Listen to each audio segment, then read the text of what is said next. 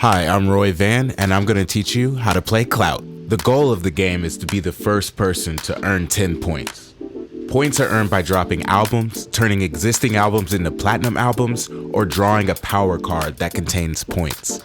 Albums are worth 2 points, platinum albums are worth 3, power move cards are random. Some contain victory points, others contain a chance to lose victory points. Singles are worth nothing, but you do need to drop 2 singles in order to drop an album.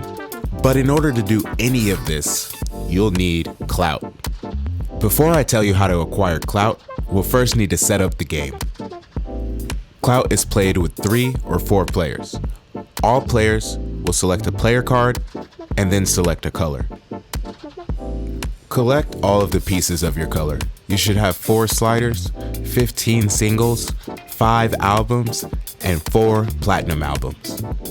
Next, you'll want to place the Clout cards in corresponding stacks in the center of the table.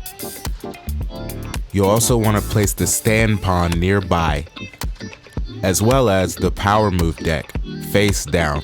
These items will need to be able to be reached by every player. Alright, it's time to get into the gameplay.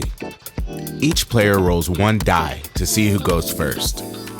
Whoever has the highest number will go first by rolling 2 die. All players with a slider covering the number on the die can grab 1 Clout card corresponding with that number. For instance, in this scenario, the player rolled a 6. Since his slider is covering a 6, he can take any Clout card corresponding with an even number. So that's microphone, producer, or followers. Again, all players can grab Clout anytime one of their numbers is rolled. But pay attention, because Clout collection is closed as soon as the next player rolls the die to start their turn. The game continues clockwise from there. Quick note, at certain points in the game, a player may have multiple sliders on the same number.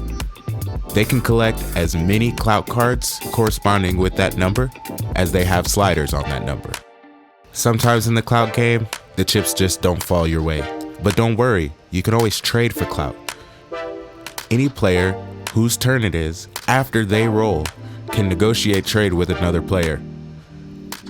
2 players whose turn it is not cannot trade amongst each other. The player whose turn it is could also trade 3 of the same Clout card to the bank for any 1 new Clout card. You may have noticed there are 3 numbers that are not on any player card. Those numbers are 2, 12, and 7. If a 2 is rolled, the player who rolled it can move 1 slider down 1 space on anyone's player card, including their own. Down meaning towards the blue numbers, closer to the colder, less likely to be rolled numbers.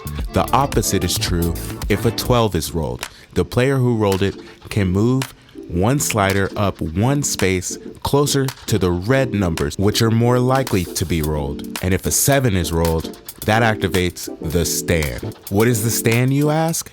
Well, that's the yellow pawn that's in the center of the table. And how does it work? The stand could be your best friend or your worst enemy, depending on who you are. The player who rolls a 7 must place the stand on a competitor's attribute, blocking that player from receiving Clout for that attribute as long as the stand remains there. If a player on the receiving end has Clout cards, they must let the player who placed the stand take 1 Clout card from their hand at random. The stand will remain in place until either another 7 is rolled or someone plays a stand power card. By the way, the first person to play 3 stand power cards receives 2 victory points. Now let's talk strategy. This game is built as a create your own destiny competition, the same as life.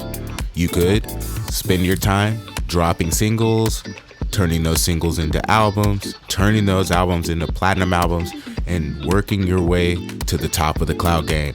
Or you could be a wild card, taking as many power cards as you possibly can, hoping to get points. Or anywhere in between. Last but certainly not least, we've got to keep track of our score. Players place their singles and albums right in front of them, going left to right. This player is showing 4 points, 2 points for each album they drop. Notice they had to drop 2 singles before each album. Now this player is showing 8 points. Notice a platinum album replaces an existing album. This player was also the first to play 3 stand power move cards, earning them 2 points. They're also showing a power card that is worth 1 point, and there's 2 points for the existing album. You never know what they have in their hand though, so always pay attention. The game is over when a player is showing 10 points on their turn. If you're leading in points, be careful, because the other players and their stands will come for you when you're on top of the Clout game.